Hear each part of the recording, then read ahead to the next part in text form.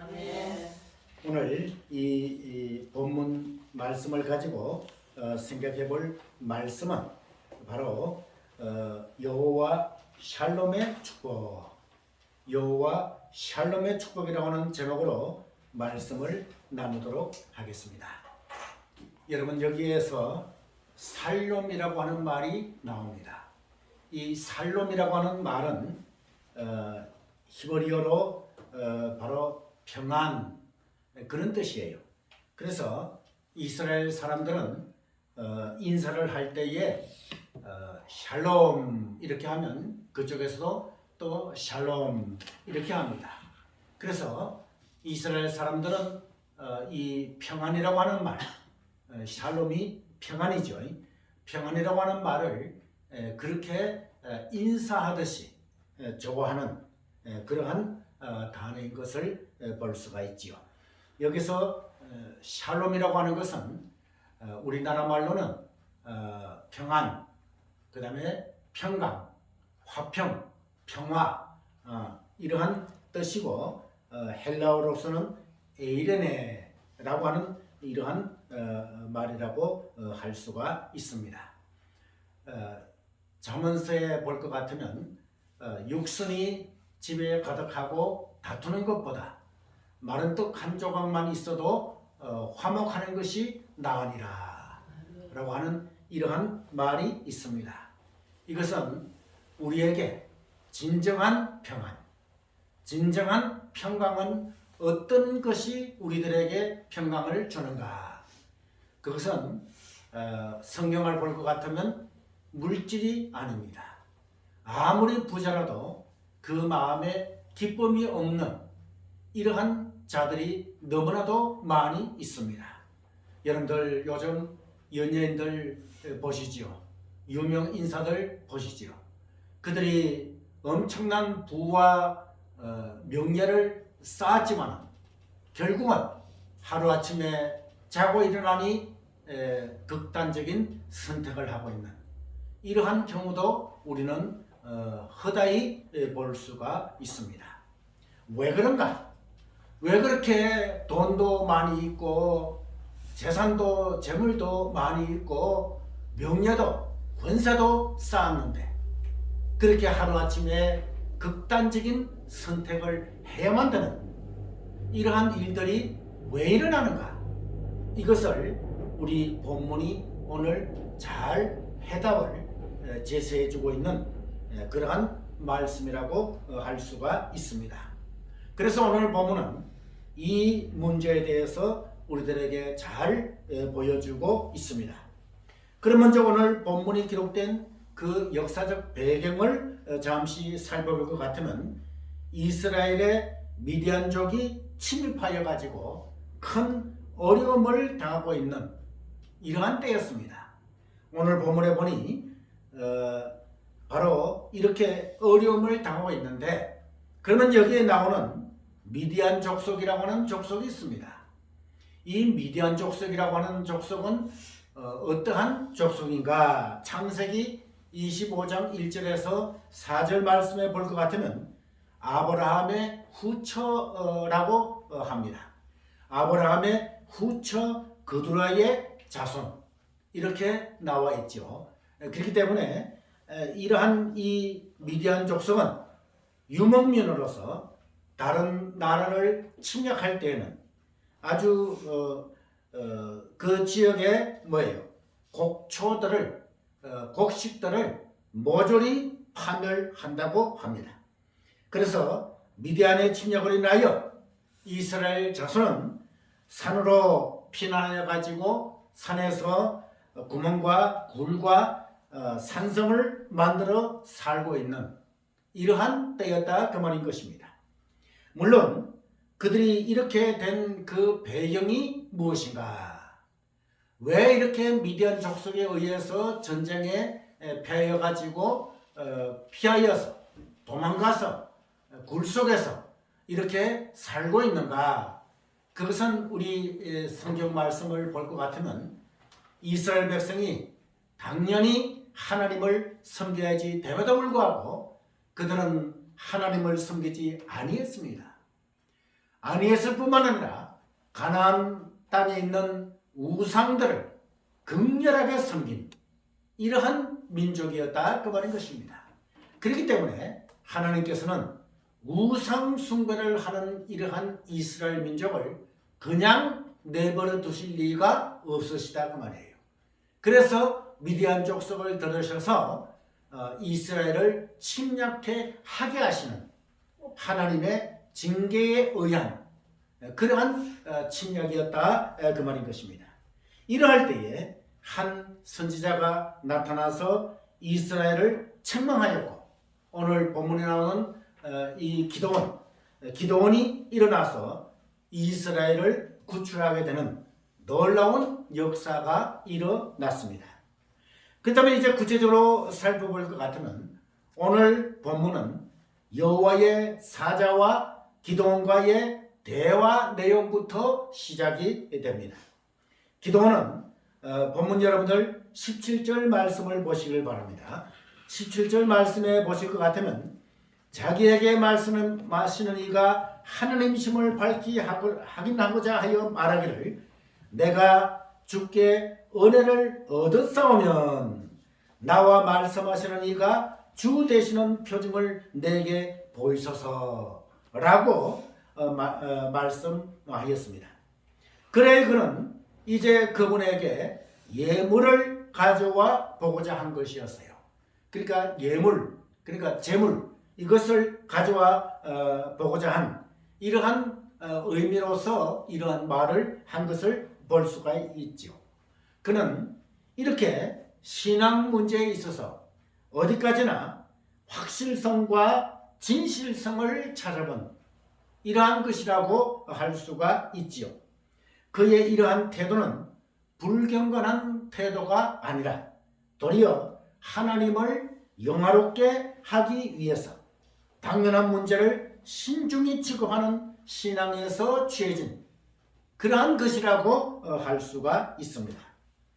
우리는 무엇을 하든지 확실히 해야 되고 또한 진실이 있어야 한다는 것을 기도원을 통해서 우리는 잘 볼 수가 있습니다.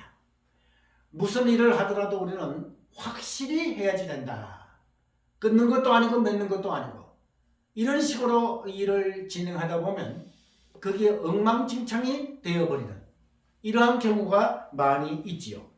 기도원과 같이 끊을 땐 끊고 맺을 땐 맺는, 그리고 과감한 결단성, 또 거기에 진실이 있어야지 된다라고 하는 것을 우리 기도원을 통해서 우리들에게 보여주고 있는, 교훈을 주고 있는 그러한 것이라고 할 수가 있지요.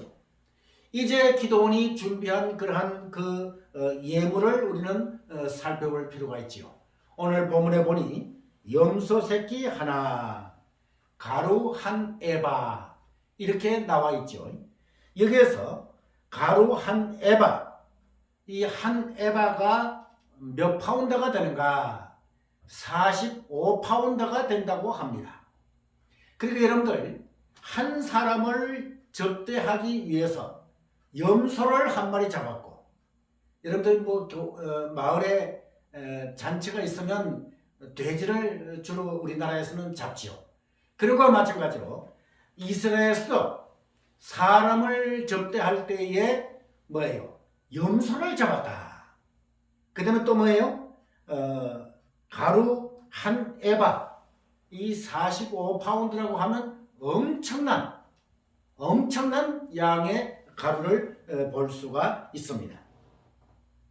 그러므로 기도원이 준비한 이 음식물은 제물로 준비된 이러한 것이라고 할 수 있습니다. 이렇게 제물을 가져다가 여호와의 사자에게 드리니 여호와의 사자가 손에 잡은 지팡이의 끝을 내밀어 가지고 고기와 무교전병에 대니 21절에 불이 반석에서 나와서 고기와 무교전병을 살랐다. 이렇게 나와 있습니다. 여기서 우리가 기억할 것은 여호와의 사자께서 기도원이 드린 제물을 초자연적인 불로서 태운 것은 그가 하나님이신 정표인 것을 우리들에게 잘 알 수가 있습니다. 여러분, 이 기도원이 드린 예물을 그 지팡이 끝에서 그 예물에게 대니 반석에서 불이 나와서 그 재물을 다 태웠다. 이것은 참으로 의미가 있는 이러한 말이라고 할 수가 있지요. 그렇기 때문에 여기에 있는 하나님의 사자는 바로 이렇게 기적을 베푸시는 하나님의 사자는 하나님이신 것을 우리들에게 잘 보여주고 있습니다. 또한 재물을 불로서 태우는 그 재물 드린 신자의 헌신을 상징하는 그러한 것이라고 할 수가 있는데, 아무것도 남김없이 다 바친다는 이러한 것이고, 그렇게 바친 결과로 그 자신은 하나님께 향기로운 인격이 된다는 이러한 뜻도 가진다 그 말이죠. 이 말씀을 통해서 우리가 하나님께 헌신할 때 아무것도 남김없이 다 드리는, 다시 말해서 우리 자신이 하나님께 향기로운 제물이 되어야지 된다고 하는 이러한 사실을 이 사건을 통해서 우리들에게 잘 보여주고 있습니다. 여러분, 우리가 이제 여전도의 헌신예배, 또 남전도의 헌신예배 등등 헌신예배를 드립니다. 그러면 그 헌신예배는 무엇인가? 우리가 하나님께 헌신할 때 아무것도 남김없이 다 드리는, 다시 말해서 몸과 마음과 뜻과 정성을 다해서 드리는 그러한 예배다, 이렇게 얘기를 할 수가 있습니다. 그러므로 우리는 모든 몸과 마음과 뜻과 정성을 드리고 마지막에는 내 자신을 하나님께 드리는 그러한 여러분들 되시기를 바랍니다. 네. 이렇게 신자로 하여금 헌신하도록 능력을 주시는 이도 또한 하나님이심을 분명히 인식해야지 된다고 하는 것을 볼 수가 있습니다. 그런데 여기에서 이제 아주 여러 가지 사건들이 일어나고 있지요. 이렇게 기도원이 예물을 하나님의 사자에게 드려가지고 하나님의 사자는 그 예물을 뭐예요? 불로 태우는 이러한 일들이 일어났는데, 그렇게 하고 난 뒤에 보니까 여호와의 사자가 떠나서 보이지 아니하고, 기도원은 뭐라고 얘기했습니까?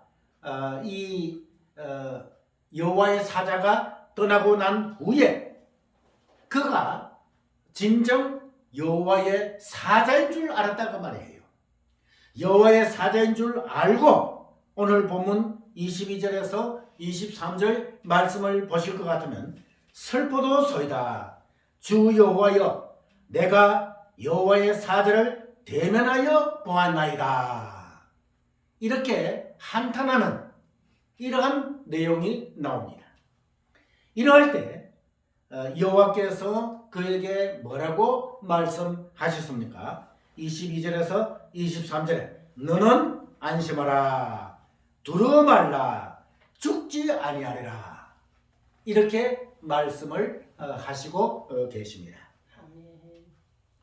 자, 여기서 기도원은 그가 여호와의 사자를 눈으로 본 사실로 인하여 죽을까 두려워하며 근심하였다 그 말인 것입니다. 그러면 왜 그렇게 근심을 하였는가? 우리 성경에 볼 것 같으면 여호와를 본 자는 정령 죽으리니, 이렇게 나와 있어요. 그렇기 때문에 여기에 슬프도소이다 라고 하는 말이 나오죠. 이 슬프도소이다 라고 하는 말은 히브리어 원문에 볼 것 같으면 아하 라고 하는 그런 뜻이에요. 그러면 그 뜻이 무엇인가? 이것은 놀람과 또 근심을 표현하는 이러한 말이라고 할 수가 있습니다. 여기서 우리가 눈여겨볼 대목은 바로 너는 안심하라 두려워 말라 죽지 아니하리라. 23절이 우리들에게 말씀하고 있지요. 그러면 우리가 알고 있는 것은 조금 전에 드린 말씀대로 하나님을 본 자는 죽는다고 일찍이 경고하시니까 하나님이시다 그 말이에요. 그러니까 나를 본 자는 정령 죽으리라 이렇게 얘기를 했어요. 그래서 그것을 아는 기도원은 아하 슬퍼도소이다 내가 이제 죽게 되었구나 이렇게 한탄하고 있었다 그 말이에요. 이렇게 한탄하고 있을 때에 하나님께서는 음성으로 어떻게 기도원에게 말씀하시는가. 너는 안심하라 두려워 말라 죽지 아니하리라 이렇게 말씀하셨어요. 그러면 여기서 지금 혼동이 오죠. 하나님을 본 자는 뭐예요? 정녕 죽으리라 했는데 기도원은 자기가 죽을까 싶어가지고 슬퍼도소이다 라고까지 하면서 정말 애통해하는 이런 얘기가 있을 때에 하나님께서는 적시로 너는 안심하라 절대로 뭐예요? 죽지 아니하리라. 그러면 이 성경 말씀이 틀렸는가? 하나님을 본 자는 죽는다고 했는데 어떻게 해서 하나님께서는 뭐예요? 하나님의 여호와의 사자 그를 보았기 때문에 죽는 줄 알았는데 하나님께서는 죽지 아니한다. 굉장히 기도원에게는 혼동이 온다 그 말이에요. 그러면 여기서 이 문제를 해결할 것이 어떠한 것이 해결해 줄 수 있는가? 이것을 우리는 살펴보아야만 됩니다.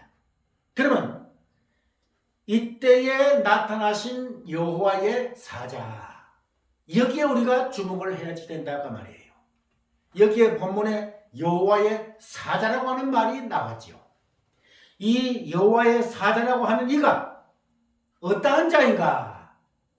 자, 이것은 바로 장차 오실 예수 그리스도이신 사실을 우리가 알 때에 이 문제가 해결이 된다 그 말인 것입니다. 구약시대죠. 아직까지 예수님께서는 오시지 아니하시다 그 말이에요. 그런데 구약시대 기도원 시대의 사사시대죠. 사사시대 때 예수님께서는 사람의 모습으로 나타나시다 그 말이에요.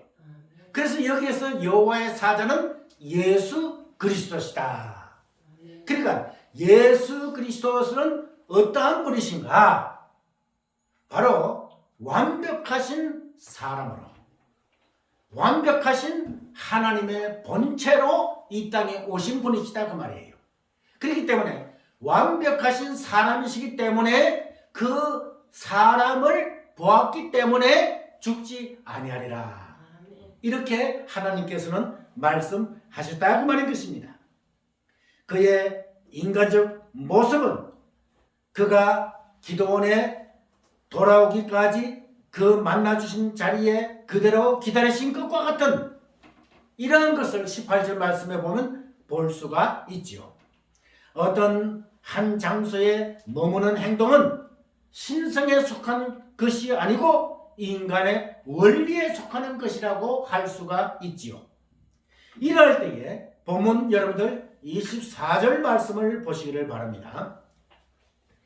기도원이 여호와를 위하여 거기서 단을 쌓고 이름을 여호와 샬롬이라 하였더라. 할렐루야. 네. 자, 거기서 단을 쌓고 너는 정령 죽지 아니하리라. 이렇게 했을 때에 적시로 기도원은 거기에서 단을 쌓고 그 이름을 여호와 샬롬이라 하였더라. 이렇게 나와 있습니다. 그러면 여기 여호와 샬롬은 히브리어 원문을 볼 것 같으면 여호와께서 평화롭다. 다시 말해서 여호와는 평화다. 여호와는 평안이다. 이런 뜻이다 그 말이에요. 그래서 여호와께서 평화롭다. 여호와 is peaceful. 이런 뜻이에요. 하나님으로서 죄 많은 인류에게 오셔서 평화를 전하시는 이는 예수 그리스도이시다 그 말인 것입니다. 그는 상한 때를 걷지 아니하며 꺼져가는 심지를 끄지 아니하시는, 또 심판하여 이길 때까지 하신다고 우리들에게 마태복음 12장 20절은 우리들에게 보여주고 있다 그 말이죠. 예수 그리스도는 우리에게 영적 평안을 주시기 위하여 자신이 화목제물이 되셨다 그 말이죠. 하나님의 아들이신 예수 그리스도는 우리들을 위해 십자가까지 지셨고 붉은 보혈을 흘리셨다 그 말이죠. 그러므로 그는 그를 믿는 자는 진정한 평화, 진정한 평강을 얻을 수 있다 그 말이죠.